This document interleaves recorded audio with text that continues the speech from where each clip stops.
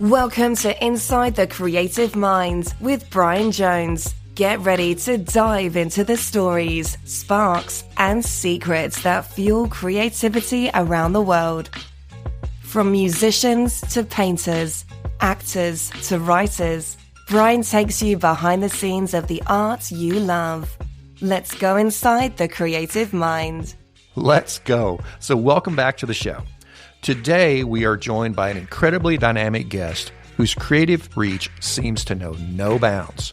As a singer-songwriter, she's carved out a distinct voice in music, blending storytelling and emotion in a way that immediately connects with her listeners. But her artistry doesn't stop just there. She's also stepped confidently into the world of, I'm going to call it acting, bringing songs to life through visually compelling music videos that feel more like short films than simple performances. We're excited to dive into her creative world, explore the many hats she wears, and learn how she balances it all while continuing to evolve as an artist. Ladies and gentlemen, please help me give a warm welcome to Marloma. Marloma, how are you? I'm doing wonderful. Thank you so much for having me. I'm just happy to be here. We're super excited. I'm super excited because we get a lot of guests, but sometimes we love to bring somebody on who's really got an outgoing personality, kind of bubbly, funny. When we look at your footage on Instagram and some of the things you're doing, you put a lot of work into it. It's not, I know when we're editing things, sometimes we got to do it 50 times. I see some of your little promos that you do for products, and I know you probably got to edit that 60 times before you get it the way you want it. Is that a fair assessment? I mean, you just got to do these things until now you may be different. You may do it in one take. You're a one take wonder. It's 15 takes for me. Yeah, I think I actually talked about in my first interview, like short form videos like that are in more of a vertical format. I usually edit while I'm like walking on the treadmill because I'll go crazy if I'm like just sitting still all day in front of the screen, not moving at all. Mm-hmm. Yeah, I just, you're really getting good at it, and it's hard to do those things. And I see a lot of people are at different levels of their expertise at it, but you've come a long way. So to let the fans know, you're from the Phoenix, Arizona area. You want to tell us a little bit about that area, where you're from, a little background on that? Yeah, honestly, I mean, there is kind of a story behind my name, Marloma. I'd love to hear that, by the way. Oh, great. Well, yeah, I was technically born in like Tucson, Arizona, but I moved around a lot. I've lived in a lot of different states throughout my childhood. I've just been in Arizona for the latest and longest amount of time. But the really, really beautiful thing, what makes me proud to say that I'm from Phoenix, is the music community out here. It's truly growing to be a larger music scene, and the community I've found within it is just so supportive and kind, and I will tell you, it is not for lack of talent that you are not seeing these Phoenix, Arizona people up on the billboards. Like, I have gone to so many local shows and just been like, "Why are they not front and center in Madison Square Garden?" Like, they're so incredible and usually so, so kind, and so I feel like I really found a pocket here. Isn't that amazing? Because I can totally relate to that. So back when I was touring and doing band stuff, we'd go see a band, and no, this is before you were even born, Marloma. But before we even, we'd get there and we'd listen to this band, and we're like, why aren't these guys like Bon Jovi popular? They're so Right. good. It's like, how do people not know about this talent? And I think today with social media and all the tools at our disposal, it's even more amazing. But maybe that's because there's so many we've uncovered now through the different technologies that we have. You mentioned your name and the story behind your name. So can you, because, let's face it, that's a name I've never heard before. Yeah. I'm Brian, so there's no story behind Brian. My mom just picked that, but tell us a little bit about that. Well, as I said, I moved around a lot. As a kid, it was really as, kids who moved around will know, it's kinda hard to feel like you've grown roots anywhere where Hmm. all the kids have grown up and seen each other from kindergarten to high school graduation and being the new kid everywhere. It's a little bit tough. So, there's this teeny tiny town in the middle of the redwood forest where my, like, ancestors built a log cabin by hand, and it's been passed down through generations in my family. My grandparents currently own it, and we have gone to see them every single summer since, like, before I was even a concept. Like, my parents Mhm. were doing it. They just spend every summer out there completely disconnected from technology, out in the middle of the redwoods, just spending time together as a family, and, I wanted to dedicate my musical project to my biggest supporters, the people who have had my back this whole time, which is my family and the people Mhm. I got to really spend time with. Dad didn't have to go to work, my brother didn't get to hang out with his cool friends, he had to Yeah. hang out with me, so, it's just a really special place to me, and kinda the healing and belonging sense that I felt there is what I want people to get from my music. Mhm. That's amazing. I was gonna ask you a little bit about your friend and family support. So beyond your family and just looking at the group that you play with a lot, your friends that are fellow musicians, and I'm sure you guys record together and do different things and hang out and all that stuff. Do you find out that their own individuality really starts to infuse itself into your music, and is this more of a collaboration, or is this Marloma and everybody else? I think we have kind of a unique, like, situation going on, because for sure with a lot of my songs, my band has come in and influenced them Mhm. and taken them sonically to a place I couldn't have even conceptualized. One that really stands out for this is a song called Winter Autopilot. They kinda turned it we had, like, heavy pop punk inspirations and then, people who are indie songwriters and people who were choral background and, classical piano backgrounds, and it kinda turned into this huge melting pot mountain of a song that was, like, very probably the most experimental thing that I've put out, but I literally only had the lyrics and a piano part, and, Mhm. like, that one really surprised me how much that taught me a lesson of, like, how much I can do alone and how much I can, delegate to other people and have it become something more beautiful than I could have made by myself, but, the band setup is kind of interesting because I founded the band back in 2023, I think, so not, like, that long ago, but we have cycled through so many band members, it's Mhm. a lot of bands know it's tough, and, before I'd sought other people out for this project, I kind of understood that I was the sole one at the heart of this. This was my passion project, and I was always gonna put in more than anybody else. Sure. Um, until I met my current partner, John, who has genuinely probably put in as much effort as I have to Marloma, and we are still the 2 remaining members from that 2023 original group. I would say he co-produces my music with me, he sets up for live sound anytime we're doing anything there, he helps compose the music, and he just cares about it, like, just as much as I do, so it's interesting when it feels like we are the 2 sole, like, members, and, we have people coming in and out who are incredibly talented and who I wanna give the opportunity to stick around more, but at the end of the day, they just have different passion projects that they have at the forefront, and Marloma is another one of those for them, and that's totally fine, but I just thought that was a little bit of a unique setup. You don't hear a lot Yeah. about, like, 2 I people don't being know. I mean, to me, just going back to when I was playing, there's one guy, Todd McDowell, who, well, his record's hanging over on my wall that we did in 1986, and we're still friends to this day because of all the people that came and went in our bands. Uh, Yeah. Todd and I found that bond at 21 years old. We traveled all over on a bus. It's different back then, right? We did things, but today, to this day, we're still good friends. We talk all the time. We have different passion projects now that we're older, but I Mhm. mean, that bond has never left. And I think there is always that one person that puts in just as much work, Yeah. really has the same passion for that. You guys have put out some great stuff. And before I ramble on too much about how much I love Todd, I'm going to Shout out touch on Todd. all, yeah, shout out Todd. Um, I want to rewind just a little bit back to Mhm. when you came out with When. As you know, I'm a rocker, so Yeah. you you got a lot of sad girl indie pop. I love that stuff, but, for me, when you put out When, I was super excited. You knew it. I told you, I was like, "Don't ever do anything but this time music again." But, I mean, I realized that you're much more well-rounded than that.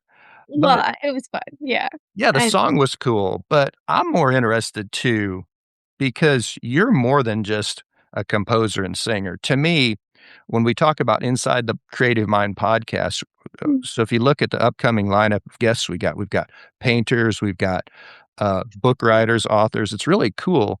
we got actors coming on, but you're a bit of an actress.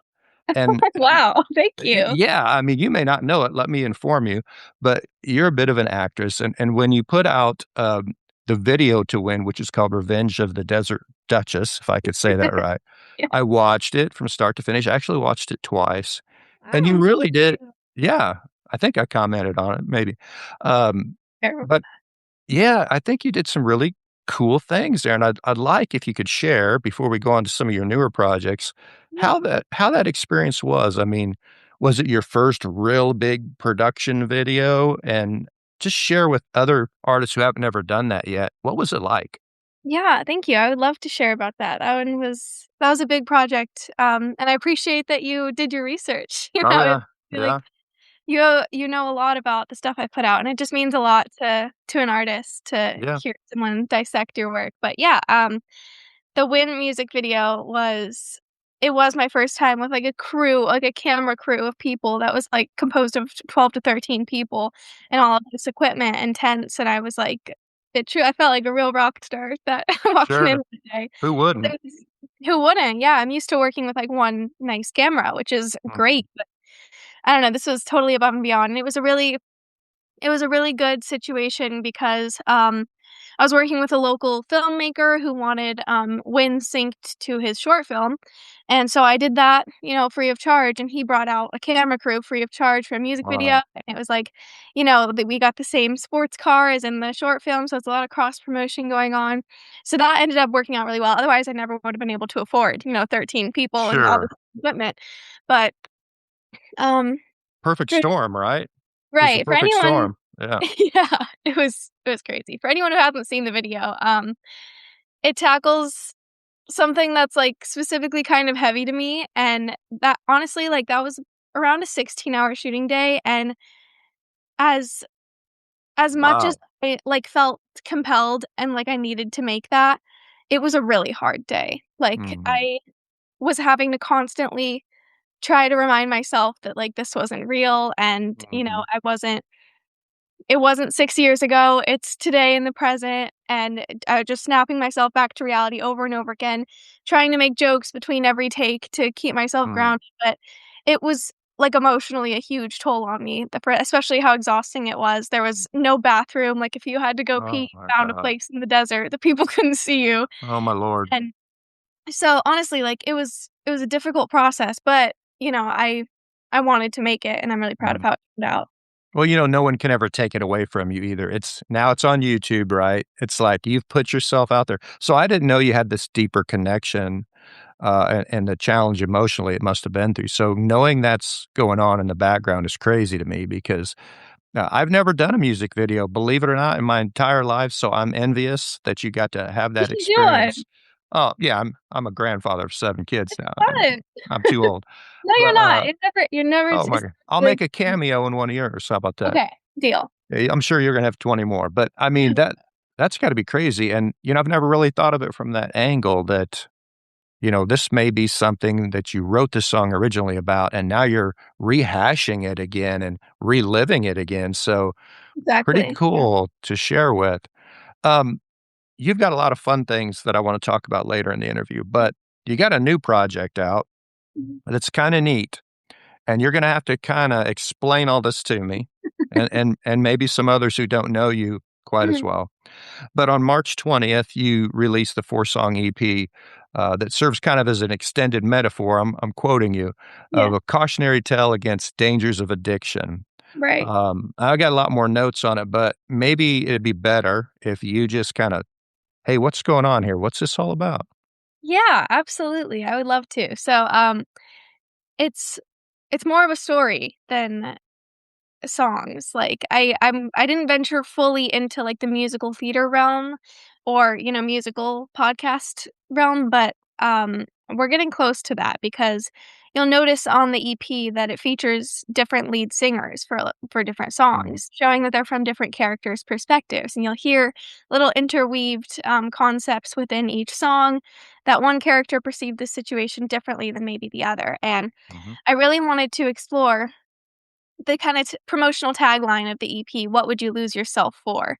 Because everybody has different weaknesses and different things that they could become susceptible to, that could really affect them, and it's so vastly different for every individual, and I got really bored writing about my own life. I was like, I wanna Yeah. get into these, like, I wanna create brains basically and then get inside of them and see, what tricks would they fall for versus what tricks would they not be vulnerable to, would they be strong towards, and, I created this kind of fake character named Natalie, who represents anything that can be addictive. She is, like, fairy-like, has bright orange hair, and, um, she basically visits these teenagers in their dreams and tries to get them to stay with her by becoming what they want the most. For one person, they're not gonna care so much if they have another friend because they have a bunch of strong ties to reality and friends in real life, but for someone who doesn't have any friends, Mhm. they're gonna wanna be with this girl every night as they go to sleep, and that came from a similar time in my life as when I wrote Win. I felt really lonely, and Mhm. I'd had a dream I reconnected with a childhood friend named Natalie, and I remember waking up and thinking, "Wow, like, that was awesome. I wish I could be asleep forever." And then I was like, Mhm. "Oh, that's not a thought that I should be having." And so I really played around with that. And what at that time, what I really wanted was a friend, but I was like, "What would other people lose themselves for? What would other Mhm. people give up the reality they know for?" So it was really, really, like, interesting and fulfilling to kind of explore that and then to collaborate with other Arizona local musicians on these songs and hear them be brought to life by these other incredibly talented musicians. It was a really just creatively enriching project. You know, I think, earlier you talked about moving around a lot, your parents moved, so my parents did too. We moved 17 times. Oh my gosh, that's a lot. So I lived in, almost, like, half of the United States. Like, if there's 50, I probably lived in 25 of them. So I would always have to go to a new school, much like you, uh, start to make new friends. Sometimes those were really successful. Sometimes I went to that school and nobody likes you. You just but I remember when my mom asked me or told me we were gonna move my sophomore year of high school, right? Sophomore Wow. year of high school. I was like, "Mom, I can't believe this again." And she's like, "You know what, son? You can be any persona you wanna be. If you wanna be somebody different than you are now, it's not working for you. Do whatever you want." And I was like, "Oh my god, I could really recreate Good myself," right? perspective. And, needless to say that it worked out great for me at that time, but I don't think it does for every kid, right? And I think that's kinda what you're saying here is it's a roll of the dice, man, socially.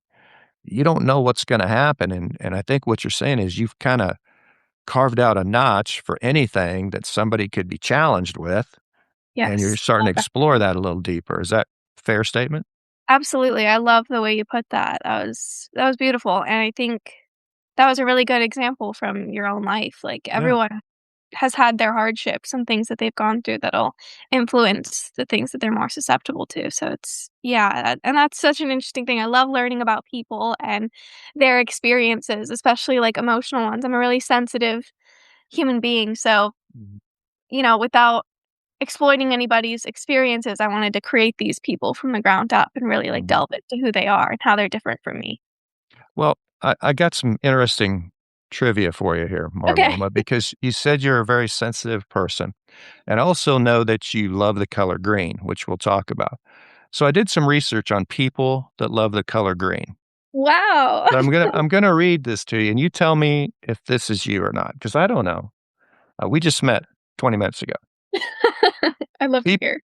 People who love the color green are generally perceived as nurturing, balanced, and deeply connected to nature. They often seek stability, peace, and personal growth, aiming to create harmony in their lives. These individuals are typically grounded, compassionate, reliable, and valuing organic and authentic experiences. How close is that? I would love to think that I'm perceived that way. That's how I perceive myself. So I Well, you're wearing green today. Now, the as audience can't see it, but I as I can. often am. Yeah, so many Yeah. times. Is that I pretty don't know. fair? Pretty accurate? Yeah, I think so actually. I I do love that descriptor. And I do resonate with it a lot, which is funny because there is like an intention behind why I wear green in all my performances and kind of put it in all of my branding. Which is it's kind of why I pursued this career that I am pursuing right now.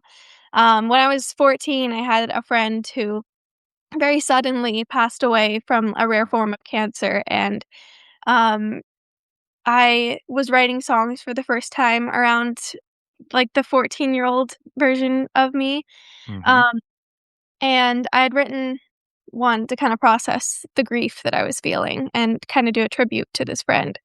And my mom ended up hearing it, and she was like, "Can I, yeah, take a video of this?" And I was like, "I guess so." And, she ended up sharing it with the mom of my friend who had passed away, and her mom asked Oh, me to sing it at her celebration of life. And I remember doing that and thinking, like, "Okay, this isn't an important profession like being a doctor or someone who saves lives, but, like, having her mom come up to me afterwards and give me a hug and tell me thank you for that, I was like, "This has meaning, what I'm doing." hmm. And I think that, like, I think I'm the right person to do it. I wanna do it. And so this girl's favorite color was green, her eyes were green, and so I think of it as a way to, keep Carry it forward. in the best way that I could put that is that. So, yeah. Wow, how interesting. So I had no idea. I just thought you were like an Irish gal that you kinda got the reddish hair and the green, but now I'm like, I was way off on that, so No, but it's funny because the description you read, I really do resonate with. I mm, think that I love nature and I really value peace and harmony in my life. I'm not for the drama, so I like. yeah, I hate drama myself. No, I think Um, I'm working out. so there's a couple other things. Yeah. You've always been interested in Minecraft in some Yeah, form or fashion. indeed. So Minecraft came out on May 17th, 2009. I So remember it. how old were you in 2009, if taking a guess? I was 5. Around. Okay. So it probably got you maybe later than 5, I'm I thinking. mean, I had an older brother who Oh. got it, like, the day it came out. So Mm. before I played it, I was behind the big Dell desktop computer watching my brother play it The and being like, 60-pound one that you "Yeah, couldn't hardly exactly. lift, yeah, on a Exactly. wobbly desk with a rusty chair. Um, Trade it I for mean the world." yeah. I mean, there's always a game, for me, weirdly enough, I was hooked on, like, Diablo and all those games, I like that I love. strategy and stuff. Yeah. And it's funny because my grandson now, he's playing it, I'm like, "Should we be playing Diablo? You're 4," but anyway, he loves it, Builds so character. yeah, it builds character strategy, but Right. what about that do you think resonated with you? And you've done some music, kind of, you know, explain your connection. Yeah, I think honestly it was just a way for a little sister to hang out with her big brother, and that's Aw, how it started, and I was like, "This is something I can wrap my head around." So a lot of the other video games I couldn't really fathom, and I would just kinda sit there and be kinda bored, but I felt really drawn in, with, like, the animals and all of mhm, the creative possibilities. Obviously, I identify as a creative human being, so that game allows for a lot of possibilities, and, we could play two-player together, and I could really be involved instead of just watching, and eventually, I met my best friend by just walking up to her on a playground. I had just moved to Arizona, and I walked up to her on a playground, and I was like, "You ever played Minecraft?" And she was like, "No." And I was like, "Do you wanna come over?" And now we've been friends for 12 years, so that's that wild. yeah, So, it's crazy. don't you when you move around a lot, don't you develop these skills, though, that other kids don't have, right? They Right? don't have to go out and make that first step to a friend. They've had that friend, they've lived in that neighborhood for 5, 6 years. They're just friends, they grew up they don't even remember how they became friends. But for you, you had to go up and you're like, hey, I'm Marloma, we're friends now, just so you know." You have to be pretty forward, right? You have to bring them in somehow. So, do you think that skills helped you now that, you're a grown adult here, you're working in so many different areas. Do you think that's been helpful to have that skill? I mean, yeah, my mom was also a communications professor, and so she taught Mm, me a lot about, that makes communication. sense. I'm Yeah. learning so much. I'm learning so much today. I hope people are Oh my listening. gosh. That's really nice. Thank you, Brian. Yeah, that's cool. But yeah, it's definitely I feel really lucky for that Mhm. because and I've always felt that's the things I've always felt more comfortable communicating with, like, adults even when I was, like, 8 years old because my mom taught me those skills, but they don't necessarily apply when you're in a classroom with your Yeah. peers. Yeah. But I do think I had to kind of adapt and be a little more outgoing in those scenarios, like, Hmm. my instinct is to kinda be shy. I'm the younger sibling, so I don't take the spotlight as much, I kinda follow direction, but Hmm. in those dynamics, I definitely kinda picked up the slack there, and I was like, "Well, if I don't do it, it's not gonna happen." So Yeah, I mean, so I don't know if you know this about me. So I work for a big energy efficiency corporation, and I have a big industry corporate job. Music is like my fun pastime, but I've taken that skill set for me, and I'm obviously much older than you, but I think that's going to pay off for you. Just I talk to a lot of young people in this line of industry that I'm in, and you have a really good skill set. You have a really good social presence. And no matter if it's music or something else, I think it's going to pay big dividends for you. So keep doing it. Somebody's going to pick up on it.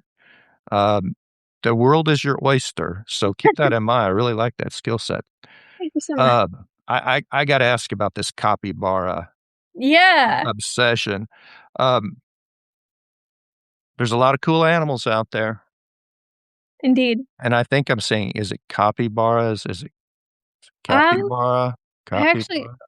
I should really know the You're proper the expert. I say capybara. Okay, I'm gonna say that. So I did a little research on the capybara, much like the green. Yes. So I have a quiz for you, Okay. and I'm gonna give you a couple questions. So, um, I did not know this about them. Mhm. They can stay underwater for a long time. Do you know how long that time is that they can stay underwater for? Up to answer.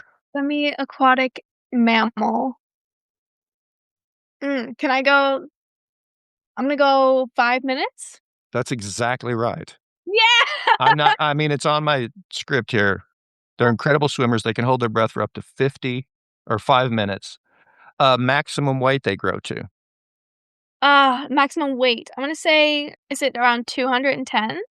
150 is what the 150. internet said. So that's Okay, pretty close, okay, so they're okay. darn big. They're extremely social, calm, and often befriend other animals. I actually watched a couple of videos of them riding on the backs of alligators. No natural predators. I know, kinda like you. Hey, that So would be real nice, Brian, I'll what tell you that. That would be nice. what have you fallen in love with about them, and you've made them a part of your life? Yeah. What's the connection there?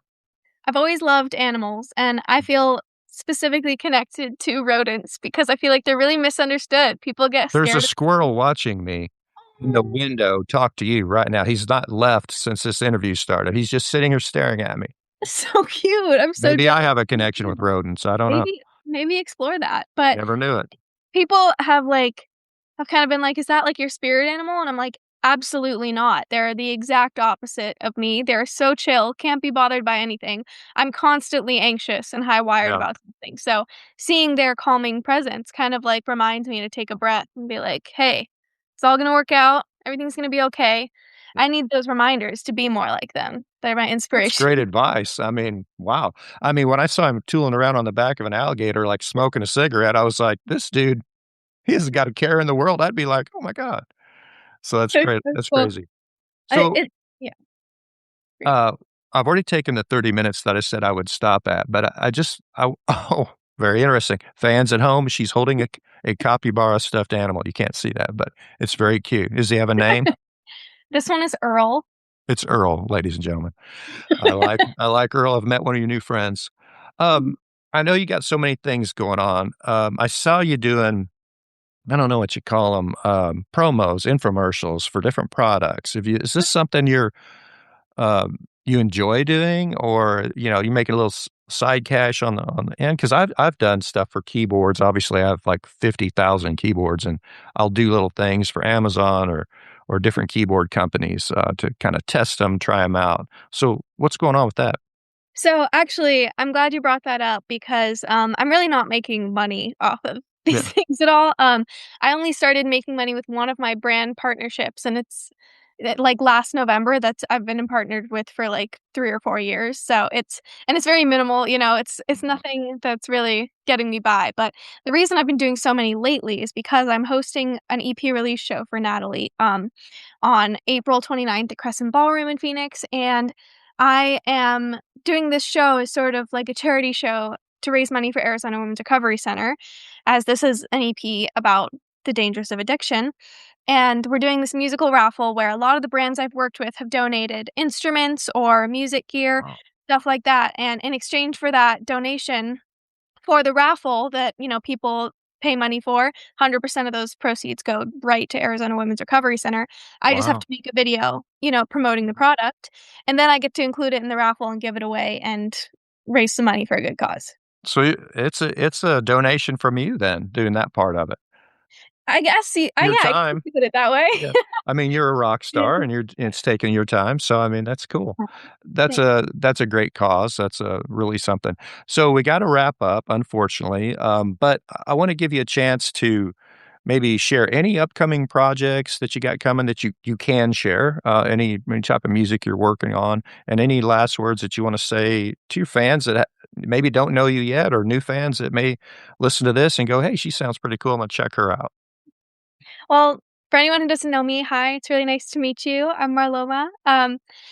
And I guess I just really want new people to take something away from my music, to gain something from it, to feel validated in it. And I really hope that if you are listening to me currently, you're getting that. And if you start today, that you start getting that. As for projects, right now I'm really just working on putting together the show. It's going to be a big ordeal. We're kind of celebrating the work of over 70 local creatives who have worked just on this project alone, and then more who are just premiering their work. We've got artists, illustrators, animators. I'm trying to get a baker involved right now, dancers and choreographers.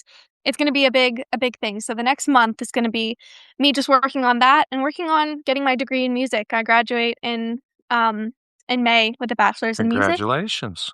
Thank you so much. And yeah, I won't say too much, but if anyone, really, really likes the Natalie storyline, I think a sequel could be in the works. Wow. But Okay.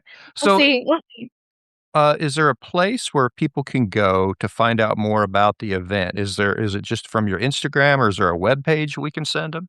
Yeah, the Crescent Ballroom website has details on all of their events, and also mine for April 29th. Otherwise, you can find it on any of my social media platforms, marloma.mp3. Um, you should be able to see the flyer or go to a link in my bio to learn more about the event. Well, that's going to have to bring us to the end of today's episode. A huge thank you to Marloma for joining us and sharing her journey, her creativity, and the many ways she continues to push her artistry forward. It was a real pleasure having you on the show. Thank you for having me. All right. Thanks, everybody. Thanks for listening to Inside the Creative Mind with Brian Jones. Keep exploring, keep creating, and don't forget to tune in for the next 30 minutes of inspiration, streaming on all platforms. Your next spark of creativity is just a play button away.